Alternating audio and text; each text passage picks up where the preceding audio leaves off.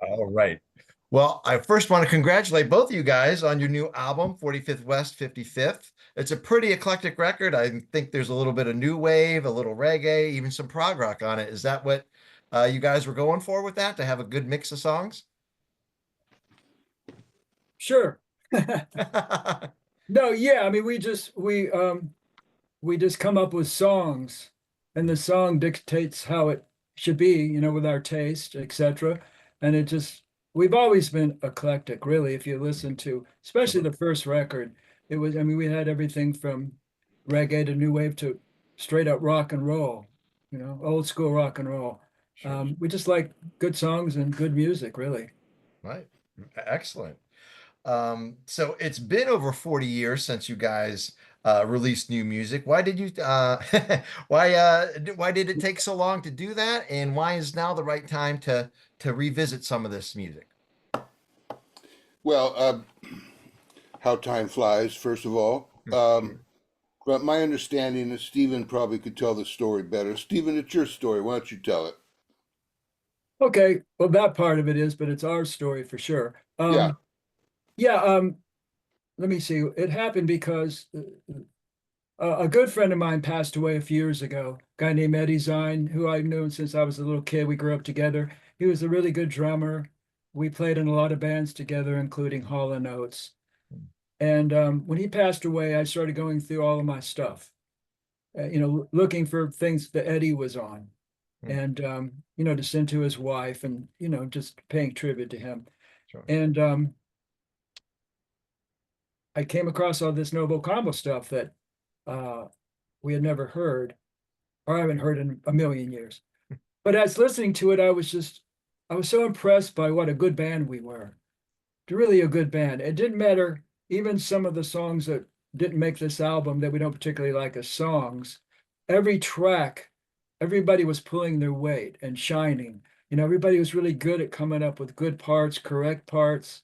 Uh, And I mean, I've been producing for like a long time now, acts where I pretty much do all the arranging and producing. And it was such a pleasure to hear people contributing equally with power and just, good, talented people. And Right. it just blew me away. And so that led to let's do something. And and then initially I thought um I love the Beatles. And so when the anthology came out, where they were doing, demos and songs you never heard, and then recording some new songs, I thought in our own way, our humble way, we could do the same thing. We ended up recording more new tracks than they did, I believe, but we did a similar thing of putting together the record. And being that we're a very democratic band, we all had input on everything that got on, and so everybody was happy. And we could have put more stuff on the record, but we didn't want to overdo it. Hmm, We wanted to have a normal size record. And so sure. that's kind of how we started out doing Right. this one. Very cool. Now, I read that a lot of this album was done via Dropbox and file sharing and stuff like that. Uh, how is that process compared to what you guys did back in the 80s when you first started? Michael, Michael, you're muted.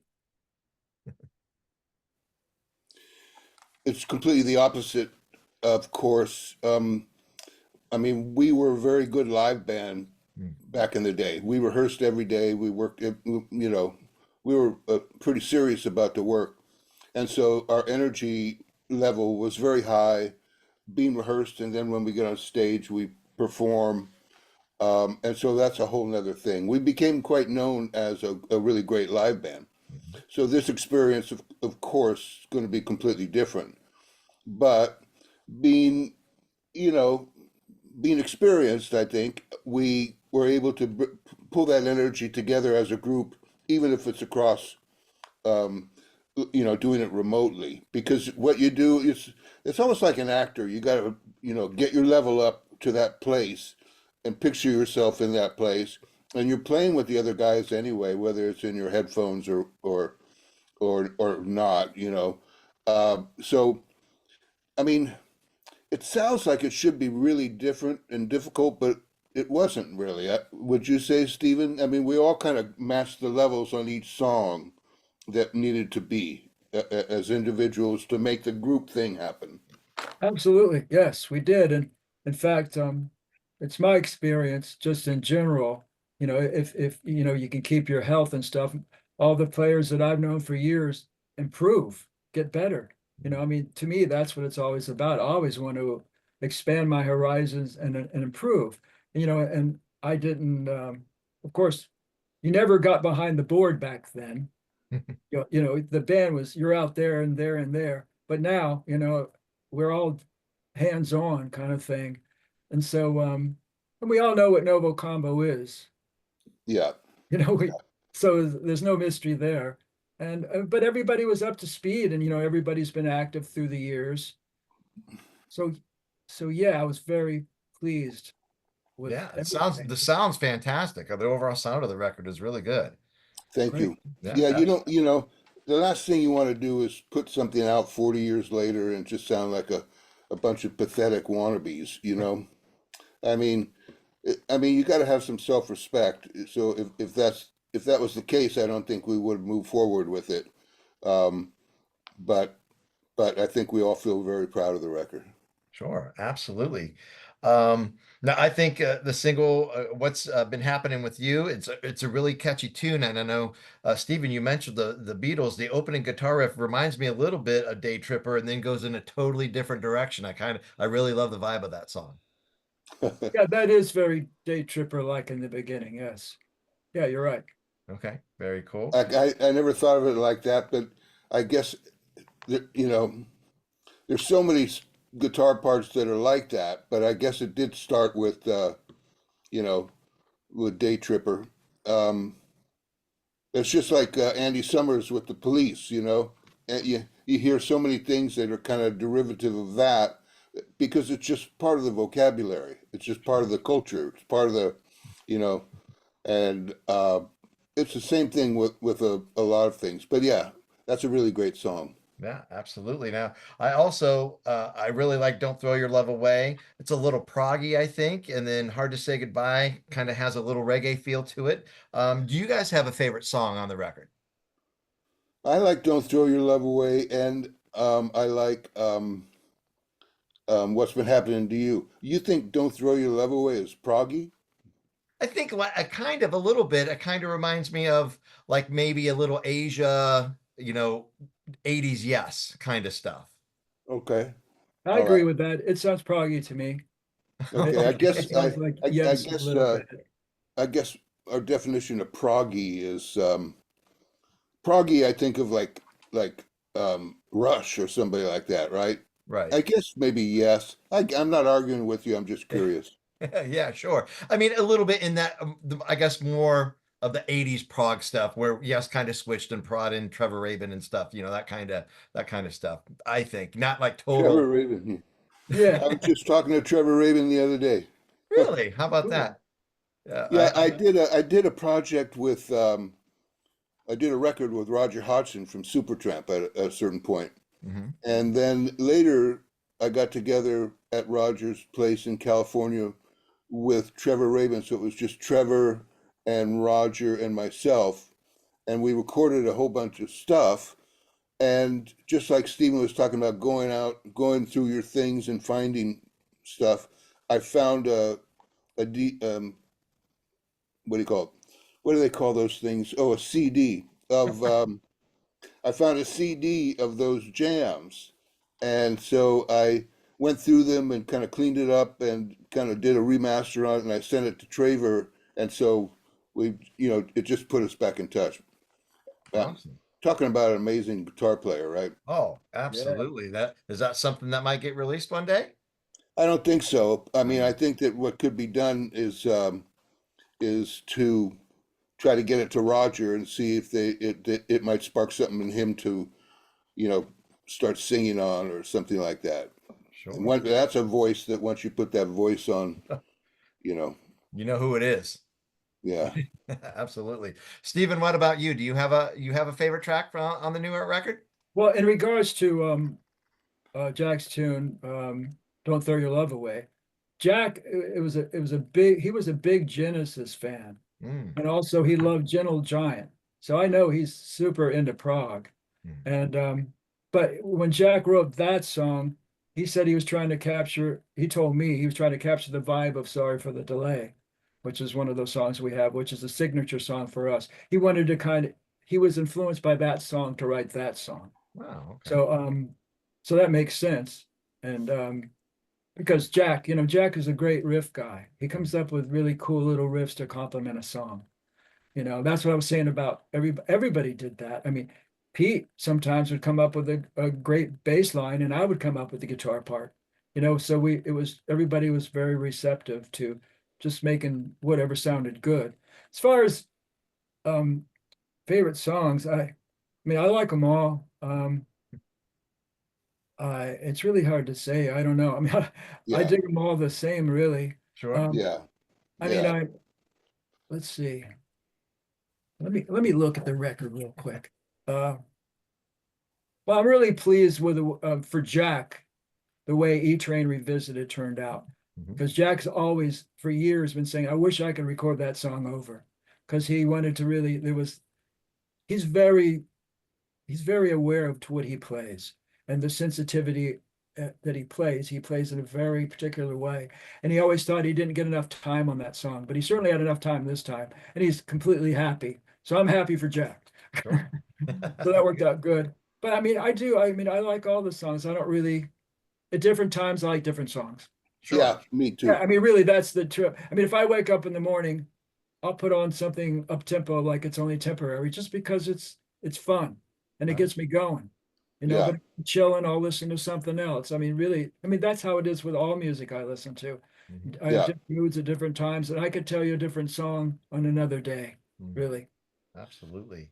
Now, you guys did something interesting. Michael, um, you have a live track, like usually live tracks are at the end of the album, but it's like towards the end, but not the very end, with Axis Live. And then Michael, you have your drum solo on there. What made you decide to put a couple live things on this record? Well, those are things that Stephen found, and Axis has always been that's Jack's tune, but it's always kind of been a brilliant tune. And so the whole idea of the record is to present to any Novo Combo fans music they've already heard, but here's another way of looking at it, or here's another version of it. So, and the drum solo, I don't know, Stephen found that. Where's that from, Stephen? From some live performance that we did. Yeah. I mean, we remastered everything, all that. And Jack was the one that insisted upon having your drum solo in there. Because Okay, I because mean, I put it forth, with a lot, I put a lot of stuff forth, and a lot of thumbs up, thumbs down kind of thing. But Jack really fought for that, and I'm glad he did, because it's a part of what we were. Sure. And as yeah, far as Axis, I've always liked Jack's voice, but Jack has always been very shy about singing. When we used to write songs back in the day, he'd go, "Hey, Steven, here's one for you to sing," or "Hey, Pete, will you sing this one?" And I'd always go, "Why don't you sing it? You have a cool voice." He goes, "Nah, I don't have a good voice." And I'm like, "Yes, you do. You have a good voice." So really, my intention was just to have another song that Jack was singing, right. and so I'm glad that that worked out. Yeah, absolutely. So I guess the big question is, you have this record out. Are there any plans to tour behind it and come out and play live? We would love to see you. I mean, I think that's highly unlikely. Um, I mean, maybe there's ways we can figure something out, like to do something online or something like that. But I mean, touring nowadays is just, ridiculous anyway. Mm. Um, I don't know. Steven probably does more live gigs than I do at this point, but to put a band out and tour it, even bands that were more successful than Novo Combo, just have a brutal time at it. It's a difficult time for a lot of music, and so I'm not so sure about that. But I'd be up for making another record like we did this time. Mhm. Figuring out more stuff, and you know, so Sure. Okay, that's fine. New music is always great. That's yeah, yeah. a lot of classic era bands, they just rely on the touring and there's no new music, and I'm always down for new music as opposed to necessarily a tour, for sure. Sounds like you might be the only one. Hey, I love new music. No problem. Um, so possibly on hold. That's okay. Now, Michael, I also have to ask you about your experience, of course, at Woodstock. I also teach a history of rock and roll class, and we're just about to get to the psychedelic era. What was it like performing in front of all those people? And then did you get to see any other performers on stage? Yeah, sure. I got to see quite a few of them. Um, I wasn't on the site for 3 days, Uh, but I did see, like the opening. I saw Richie Havens, saw Arlo Guthrie tripping out like we did it, man, and um, Jefferson Airplane, Sly and the Family Stone. We definitely stuck around that night to see Sly, which was one of the strongest performances I think as well. I didn't see Hendrix. That was at 8 in the morning, I think, after, Monday morning, right? Ugh. oh my God. Um, but yeah, it was an amazing experience, of course. It was one of those things where nobody knew it was going to blow up like it did. Even the artists, like we were staying there for a week prior, and then we heard days before that the throughway in New York was getting really crowded with cars, and it was backed up so much people started leaving their cars there, and as a result, we weren't able to drive to the place, to the grounds, and so all the artists met at a Holiday Inn, and were taking helicopters in. So I took a helicopter in with some of the band and Jerry Garcia and Janis Joplin. And everybody was very much looking over the site like, you know, it's like nothing you had seen before. And the same thing with playing on the stage. As far as you could see were people. It was like being standing on a beach, but the water was people.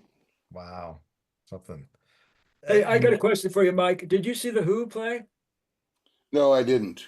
Ah, it would have been cool to see.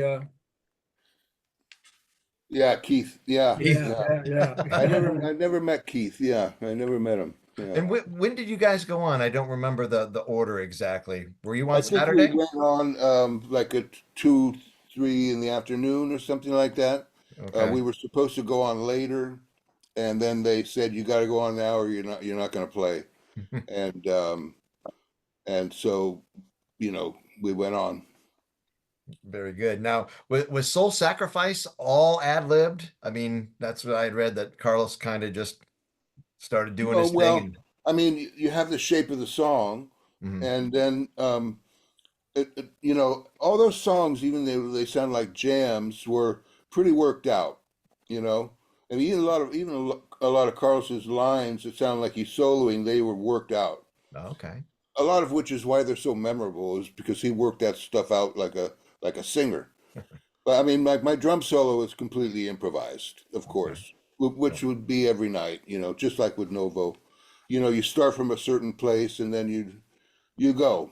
Mhm. Um, but I think that there was a certain spontaneity and a certain intensity about the band. Carlos was tripping his head off and trying to keep that snake in control.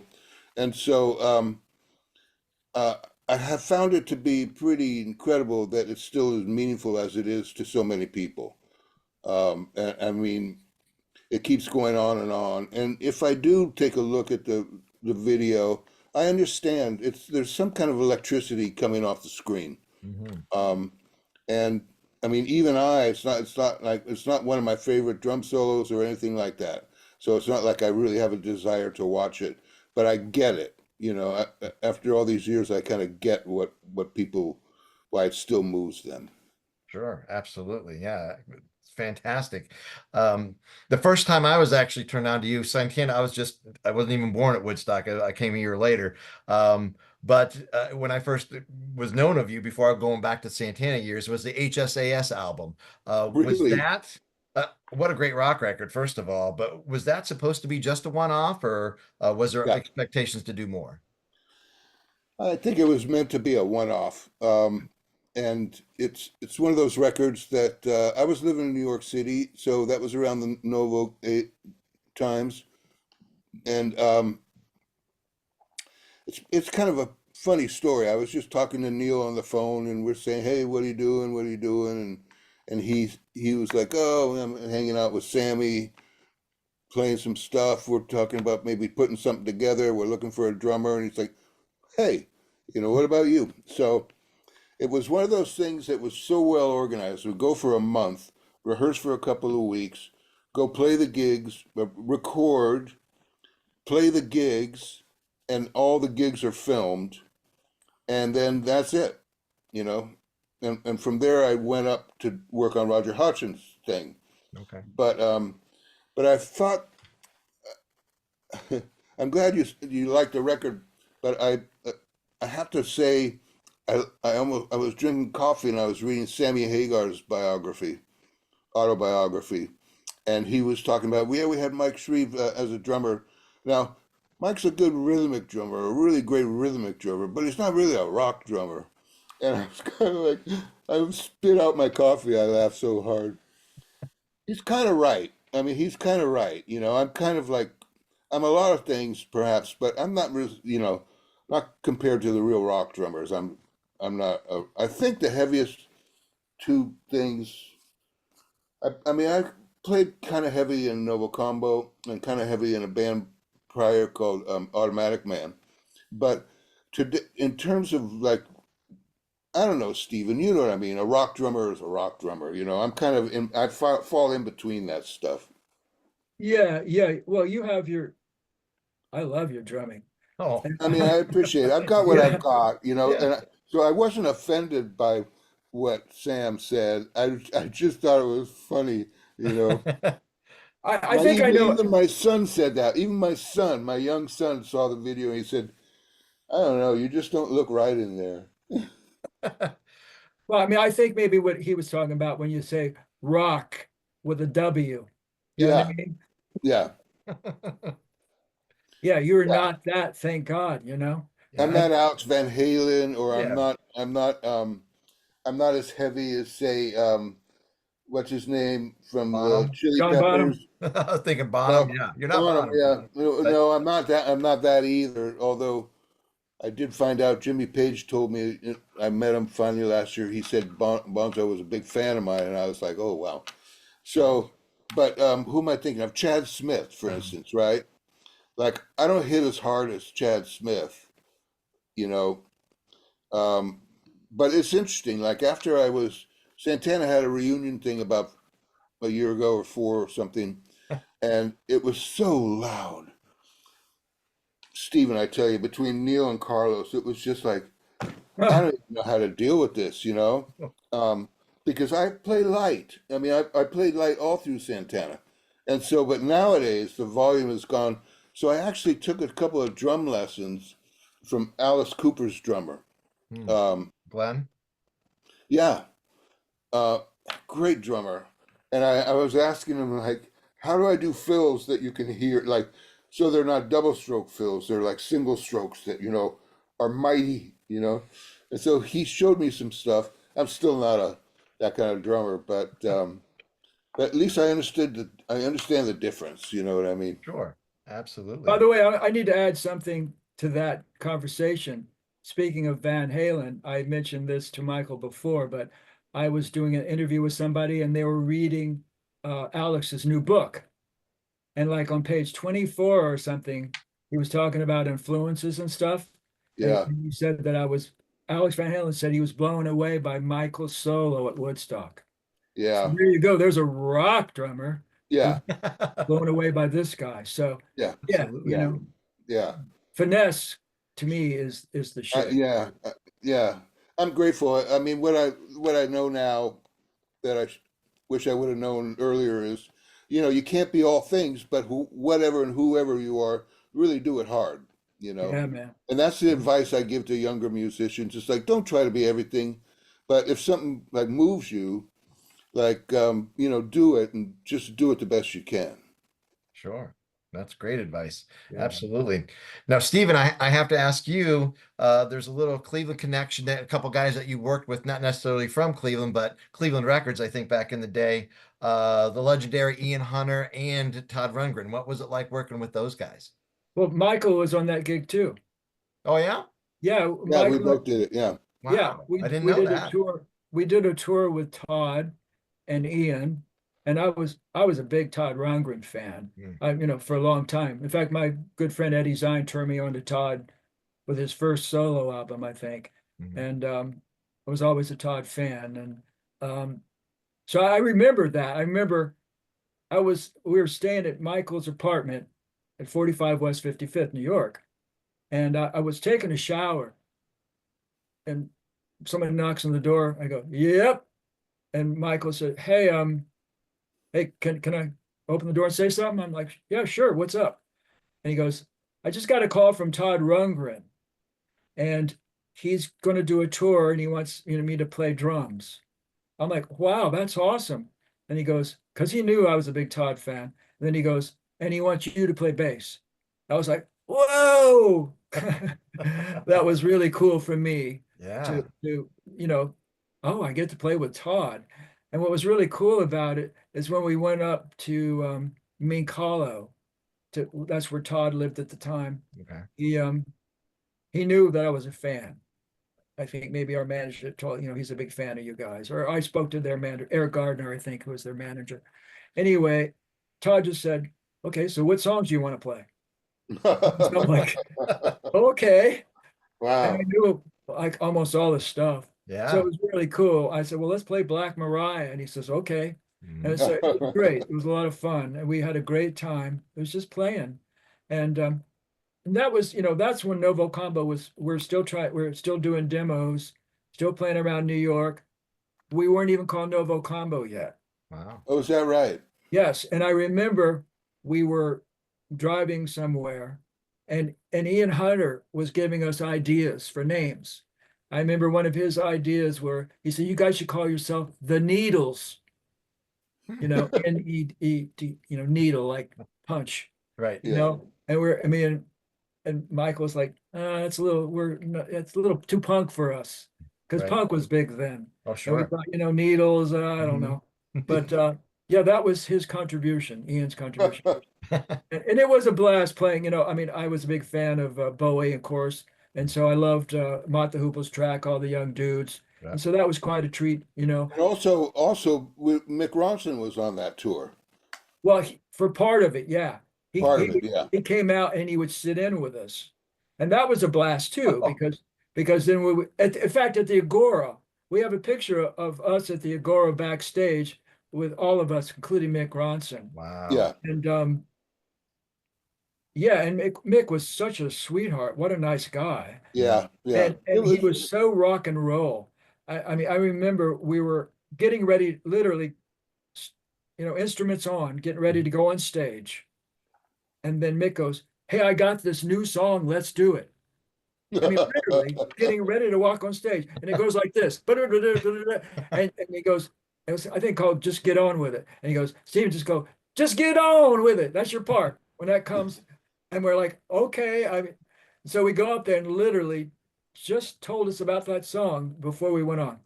And we Wow. did fine, because he just led us through and it was rock and roll. Very Chuck Berry like, an attitude. Yeah. Cool. Yeah. And in fact, I remember even Ian Hunter saying to me and Michael in rehearsal, he said, "You guys know too much about music." Wow. You know, like it's all about like Chuck Berry and Little Richard, which I Sure. dig, but it's like, well, no, I love Chuck Berry and Little Richard. Mm. Just because you can play doesn't mean you can't rock, kind of Yeah. thing. Yeah. But Absolutely. Yeah. he just had this idea in his mind that we were like, you know, session guys or jazz guys or whatever it was. It's like, no, we know how to, we like rock and roll. Sure. Absolutely. Very cool. Very cool. All right. My Zoom is, I don't know why it's saying I only got like 5 minutes left. So I got to know, what are your future plans? What does 2025 hold for both of you guys? Perhaps new music? More new music?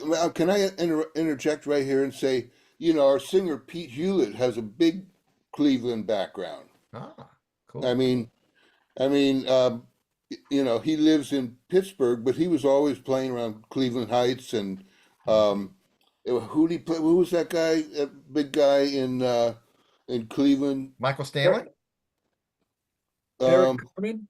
Eric yeah, Carmen, Michael Eric Stanley. Yeah, Carmen. Eric You Carmen, know, sure. and he was in a band called Euclid Beach. Huh. You know, Hmm.